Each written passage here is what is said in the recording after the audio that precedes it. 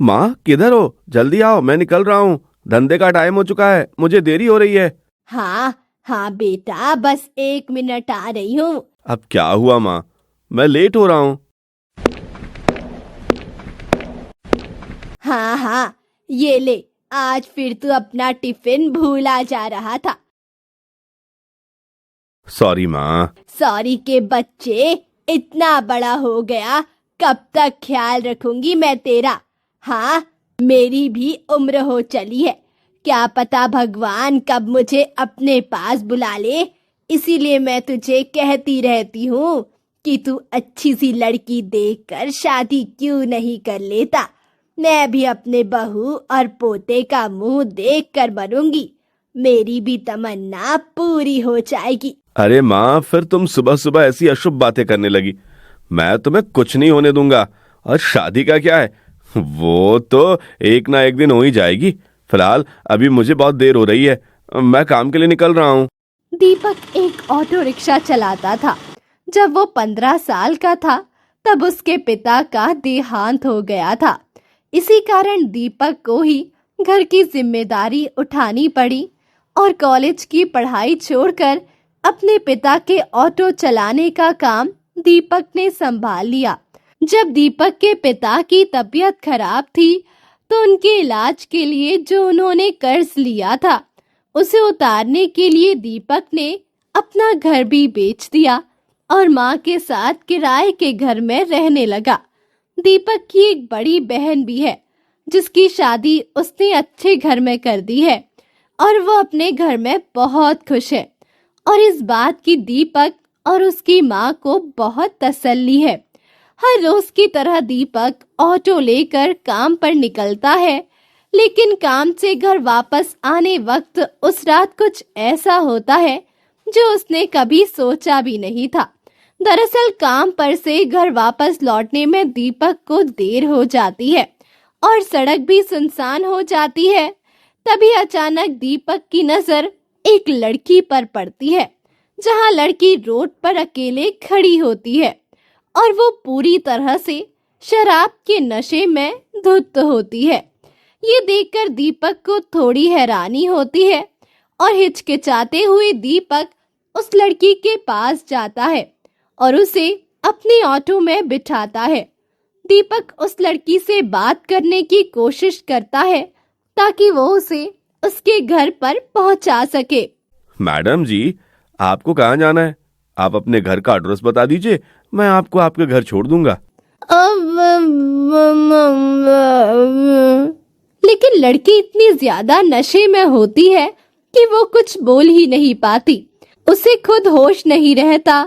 ऐसे में दीपक को कुछ समझ नहीं आता और वो एक होटल में कमरा बुक करता है और उस लड़की को वहां सुला देता है और बाहर बेंच पर बैठकर पूरी रात गुजारता है। और सुबह जब वो लड़की होश में आती है और अपने आप को होटल में पाती है तो परेशान हो जाती है और वो कमरे से बाहर आकर देखती है तो दीपक वहीं उसका इंतजार कर रहा होता है। जैसे ही दीपक उसे लड़की को देखता है तब उससे पूछता है, आप कैसी हैं? आप रात में दरअसल आप नशे में थीं और रोड एकदम सुनसान था, इसलिए मुझे आपको अकेले छोड़ना सही नहीं लगा। वैसे आप इतनी रात को अकेले थीं, वो भी नशे में, क्या कर रही थीं? दीपक की बातें सुन उस लड़की की आंखें भर आती है और वो रोते हुए बताती है कि उसका ब्रेकअप हो गया और उसके बॉयफ्रेंड ने उसे अकेला छोड़ दिया, जिस वजह से वो बहुत ही ज्यादा परेशान थी। मेरा नाम नंदिनी है और I am really very sorry, मेरी वजह से आपको बहुत परेशान होना पड़ा। नहीं नहीं, ऐसी बात नहीं, मैंने इंसानियत के नाते आपकी मदद की। अब आपको अपने घर जाना चाहिए, मैं भी जा रहा हूँ, मेरे धंधे का टाइम हो गया है। तभी नंदिनी दीपक को रोकते हुए कहती है, अच्छा सुनिए, मेरी वजह से आपका अच्छा खासा पैसा भी खर्च हो चुका है। अभी तो मेरे पास पैसे नहीं है, आप एक काम करो, आप मुझे अपना नंबर दे दो, मैं घर जाकर आपको पैसे दे दूंगी। अरे कोई बात नहीं, रहने दीजिए, इन सब की कोई जरूरत नहीं। नहीं, ऐसी बात नहीं है, मैंने आपका बहुत नुकसान कराया है, मेरी वजह से आपको इतनी परेशानी हुई, कम से कम मैं आपको पैसे दे दूंगी तो मुझे भी तसल्ली हो जाएगी। दीपक नंदिनी को अपना नंबर देता है, जिसके बाद घर जाकर नंदिनी दीपक को कॉल करती है। आपके पैसे मैंने अकाउंट में भेज दिए हैं, आप चेक कर लीजिए। और कल के लिए एक बार फिर से थैंक यू, आपने अनजान होकर भी मेरी इतनी मदद की। दीपक और नंदिनी बात करने लगते हैं। नंदिनी को दीपक से बात करना बहुत अच्छा लग रहा था। उसके बाद एक दो बार नंदिनी की मुलाकात दीपक से हो ही जाती है। धीरे धीरे दोनों दोस्त बन जाते हैं। दीपक को पता चलता है कि नंदिनी एक बहुत ही अमीर खानदान की लड़की है, तो वो उसे समझाता है। नंदिनी, तुम बहुत ही अमीर खानदान की लड़की हो। तुम में और मेरे में जमीन आसमान का फर्क है। मैं एक मामूली ऑटो रिक्शा चलाने वाला गरीब लड़का हूं। तुम्हारा और मेरा यूं दोस्ती करना ठीक नहीं है। प्लीज तुम मुझसे मत मिला करो। तुम मुझसे ना मिलने की बात कर रहे हो, और आज तो मैं तुम्हें अपने प्यार का इजहार करने आई थी। मैं तुम्हें बहुत पसंद करती हूँ दीपक, बहुत। मैं अपने आगे की आने वाली पूरी लाइफ तुम्हारे साथ मिलकर जीना चाहती हूँ। ये तुम कैसी बातें कर रही हो नंदिनी? हम और तुम कभी एक नहीं हो सकते, क्योंकि इस चीज के लिए नहीं तुम्हारे परिवार वाले मानेंगे और ना ही हमारे। तुम्हें सबकी फिक्र है और मेरी बिल्कुल भी फिक्र नहीं है ना दीपक। इतना कहते कहते नंदिनी फूट फूट कर रोने लगती है। दीपक को नंदिनी का रोना देखा नहीं जाता और वो उसे गले से लगा लेता है। नंदिनी घर जाकर अपने मम्मी पापा से दीपक के बारे में बात करती है, लेकिन नंदिनी के पिता इस जीत से सख्त मना कर देते हैं। पर अपनी जीत में आकर नंदिनी अपने माता पिता को मना लेती है। इधर दीपक भी अपनी माँ और बहन से इस बारे में बात करता है और एक शुभ मुहूर्त में दोनों की शादी हो जाती है। नंदिनी का स्वभाव बहुत अच्छा था। उसे इस बात से कोई फर्क नहीं पड़ता था कि उसका ससुराल गरीब है या नहीं। उसने कभी किसी बात के लिए शिकायत नहीं की और ना ही अपने ससुराल में किसी को भी ये जताया कि वो कितने बड़े घर की रहने वाली थी। नंदिनी, तुम मेरे साथ शादी करके खुश तो हो ना? हाँ दीपक, मैंने तुम्हें दिल से प्यार किया है। मैं तुम्हारे साथ बहुत खुश हूँ। माँ जी, सुषमा दीदी, सब लोग मुझसे कितना प्यार करते हैं। मुझे तो कभी महसूस ही नहीं हुआ कि मैं अपना घर छोड़कर आई हूँ। तभी नंदिनी की सास भी आ जाती है। जीती रहो बहू, जीती रहो। हम बहुत भाग्यशाली हैं कि इस घर को तुम्हारी जैसी बहू मिली है। और फिर अगले दिन नंदिनी की नंद उससे मिलने आती है। नंदिनी भाभी, ये मैं आपके लिए नई साड़ी लेकर आई हूँ। आज आप शाम को बर्थडे पार्टी में यही पहनना। सुषमा दीदी, ये साड़ी तो बहुत सुंदर है। ठीक है, मैं आज शाम में यही साड़ी पहनूंगी, लेकिन मेरी भी एक शर्त है। आज मेरा मेकअप आप करोगे, मुझे खुद से आप तैयार करोगे, प्रॉमिस? नंदिनी की बातें सुनकर सुषमा की आंखों में आंसू आ जाते हैं। उसने कभी सोचा ही नहीं था कि उसे इतनी प्यारी भाभी से प्यार और सम्मान मिलेगा। भाभी, आप सच में बहुत अच्छी है। आप मेरी भाभी नहीं, मेरी बहन है, बहन। सचमुच नंदिनी ने कुछ दिनों में सबके दिलों में अपनी एक अलग जगह बना ली थी। अब तो नंदिनी के बिना कोई भी नहीं रहता था। धीरे धीरे ऐसे ही समय बीतने लगा और फिर कुछ दिनों में नंदिनी गर्भवती हो गई। नंदिनी के माँ बनने के बारे में जब उसके मम्मी पापा को पता चलता है तो वो उससे मिलने के लिए उसके ससुराल आती है। पर नंदिनी का घर देखकर दोनों ही मुंह बनाने लगते हैं। नंदिनी, तुम अपने मम्मी पापा के पास बैठो। रसोई से चाय और नाश्ता मैं ले आती हूँ। अरे नंदिनी, तुम्हारी सास क्यों गई है चाय और नाश्ता लाने? तुम्हारे घर में कोई नौकर नहीं है क्या? इसका मतलब तो ये है कि इस हालत में तुझे ही घर के सारे काम करने पड़ते होंगे।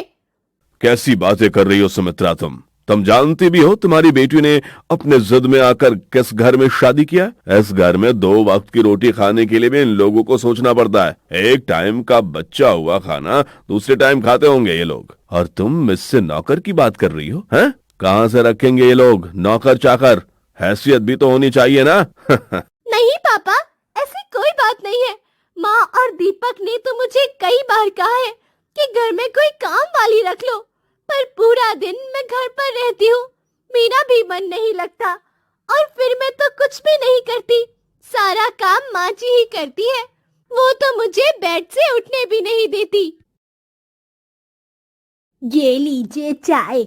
नंदनी, तुम कह रही थी ना कि आज तुम्हें कुछ चटपटा खाने का मन कर रहा था। ये लो, मैं तुम्हारे लिए हलवाई से समोसा भी खरीद लाई। अपने मम्मी पापा को भी दो। नहीं नहीं बहन जी, मैं ऑयली फूड बहुत कम ही खाती हूँ। और नंदनी, तुम भी ये सब बाहर की चीज मत खाया करो। पता नहीं रोड पर हलवाई के यहाँ से आया हुआ समोसा कैसा होगा। तुम्हें तो इस टाइम में बस हेल्दी चीज जैसे जूस, फ्रूट, ये सब लेना चाहिए। और बहन जी, आप तो समझदार हैं कि इस हालत में समोसे वगैरह ये सब बहुत नुकसानदायक है। मम्मी, आप मेरी टेंशन मत लो, माँ जी मेरा पूरा ख्याल रखती है। वो मुझे इस समय पर जूस, फ्रूट, दूध, दही, सब्जियाँ और सब कुछ खाने देती है। तभी नंदिनी की नंद सुषमा भी वहाँ पर आ जाती है। और नंदिनी भाभी, मैंने डॉक्टर से अपॉइंटमेंट ले लिया है। कल सुबह 11 बजे आपको मेरे साथ चलना होगा, तो आपका चेकअप हो जाएगा। और बाकी जो इंजेक्शन वगैरह है वो भी हम लोग कल जाकर ले लेंगे। अरे सुषमा, तुम्हारा कौन से अस्पताल में बच्चा हुआ था? जिस डॉक्टर के बारे में तुम बात कर रही हो, ये तो यही पास वाली पुरानी बाजार में जो हॉस्पिटल है जहाँ डॉक्टर अर्चना बैठती है, वो सस्ता सरकारी हॉस्पिटल जिसकी फैसिलिटी एकदम बेकार है, जहाँ पर वो लोग जाते हैं जिनका कोई ठिकाना नहीं होता। तुम ऐसे हॉस्पिटल में अपने चेकअप के लिए जाओगी बेटी? नंदी, तुम्हारा दिमाग तो ठीक है, तुम उस अस्पताल में चेकअप के लिए जाओगी। तुम चिंता मत करो, इन लोगों के पास अगर तुम्हारे इलाज के लिए पैसे नहीं है तो क्या हुआ, तुम्हारा बाप अभी जिंदा है। मैं तुम्हारे लिए इस शहर का सबसे नामी अस्पताल आज ही भर्ती वहां कराऊंगा तुम्हें। तुम अभी के अभी अपना सामान पैक करो और हमारे साथ चलो, तुम्हारी डिलीवरी हम वहीं कराएंगे। आप कौन से घर की बात कर रहे हैं पापा? मेरा घर तो ये है, मेरा परिवार तो अब यहाँ है, और मैं अपना घर और परिवार छोड़कर कहीं नहीं जाऊंगी। मुझे डॉक्टर अर्चना, जो कि बहुत अच्छी और समझदार डॉक्टर लगती है, उन्होंने सुषमा दीदी की नॉर्मल डिलीवरी करवाई है। उन्होंने मुझे पूरा टाइम रेस्ट करने के लिए बोला है। और शायद आपने ठीक से सुना नहीं, मुझे कल सुषमा दीदी के साथ डॉक्टर के पास जाना है। आप थोड़ी देर और बैठ रहे हैं या जा रहे हैं? क्योंकि अभी ना दीपक आने वाले हैं। दरअसल वो शहर में एक नया रेस्टोरेंट खुला है ना, वहाँ पर मेरी फेवरेट आइसक्रीम मिलती है, तो आज मेरा वो खाने का प्लान है। तो हम सब डिनर के लिए वहीं जाने वाले हैं। हालांकि नंदिनी का ऐसा कोई प्लान नहीं था, और ये बात उसकी सास ललिता और नंद सुषमा अच्छी तरह से जानती थी। पर नंदिनी अपनी मम्मी पापा को एहसास दिलाना चाहती थी कि उसके ससुराल वालों का अपमान वो नहीं सह सकती।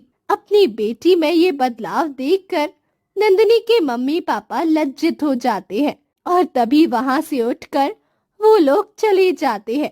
और फिर कुछ दिनों में नंदिनी उसी अस्पताल में अपने बच्चों को जन्म देती है, और एक बार फिर से उसके मम्मी पापा उससे मिलने आते हैं। और अपनी बेटी को इतना खुश देखकर उन्हें अपने आप पर शर्मिंदगी महसूस होती है, और वो हाथ जोड़कर नंदिनी, दीपक और उसके परिवार वालों से माफी मांगते हैं। हमें माफ कर दीजिए, मैं आप लोगों को समझ ही नहीं पाया, क्योंकि मेरे आंख पर अमीरी की पट्टी बंधी हुई थी। मैं अपनी बेटी की खुशी देख ही नहीं पाया। मेरी बेटी आपके घर में कितना खुश है। ये सब सुन नंदिनी की आंखें भर जाती है, और फिर उसे अपने मायके और ससुराल दोनों का प्यार मिल जाता है।